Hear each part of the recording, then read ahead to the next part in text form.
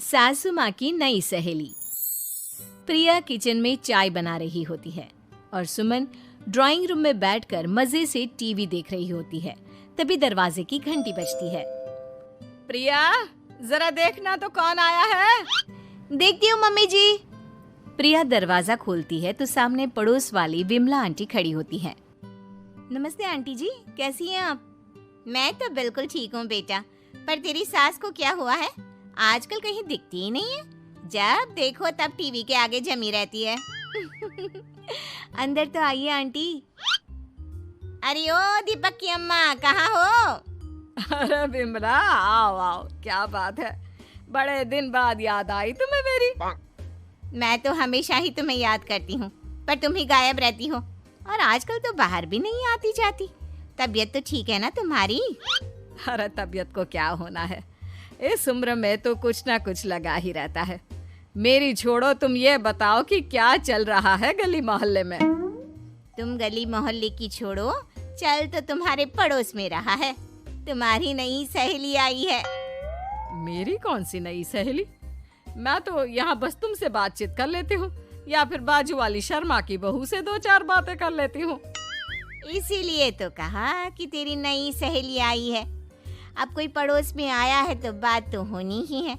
कम से कम इसी बहाने हमारा भी एक ग्रुप बन जाएगा।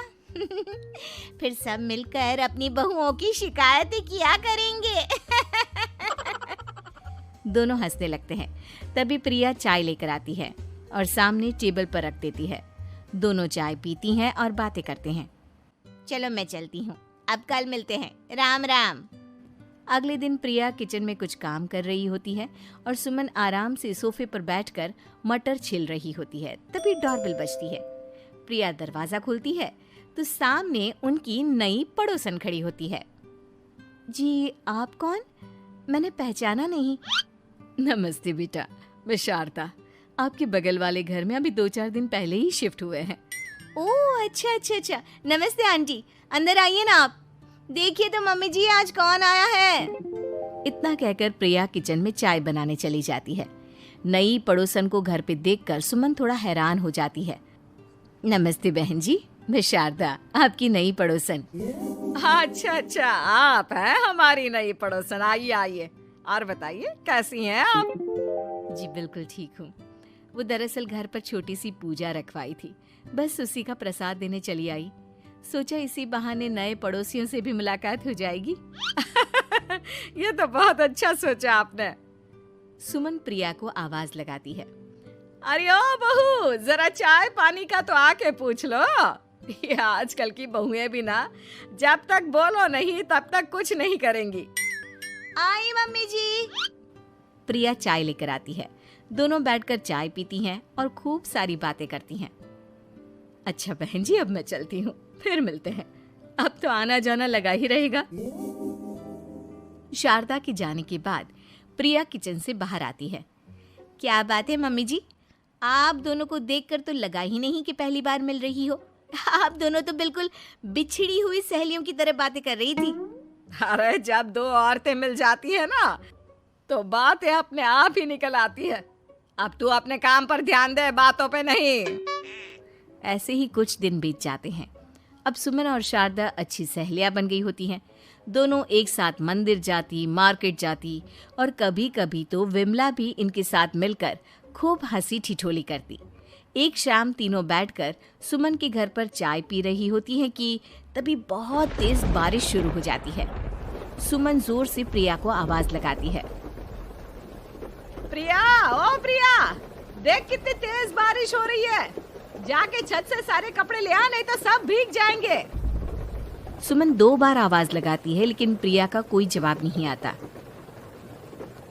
शायद प्रिया कुछ काम कर रही है, इसीलिए कुछ जवाब नहीं दे रही। अरे काहे का काम, आराम फरमा रही होगी महारानी। तभी प्रिया बीमार हालत में अपने कमरे से बाहर निकलती है। हाँ मम्मी जी, क्या हुआ? मेरी तबीयत थोड़ी ठीक नहीं है ना, इसलिए आग लग गई। अरे सारे कपड़े भीग गए और तुझे सोने से फुर्सत नहीं है। सबके सामने सुमन के मुंह से ऐसी बातें सुनकर प्रिया उदास हो जाती है और छत से कपड़े उतारने चली जाती है। सुमन, ये क्या बात हुई? प्रिया ने बताया ना कि उसकी तबीयत ठीक नहीं, इसलिए उसकी आंख लग गई। तुम भी ना खामखा उसे सबके सामने सुना दिया।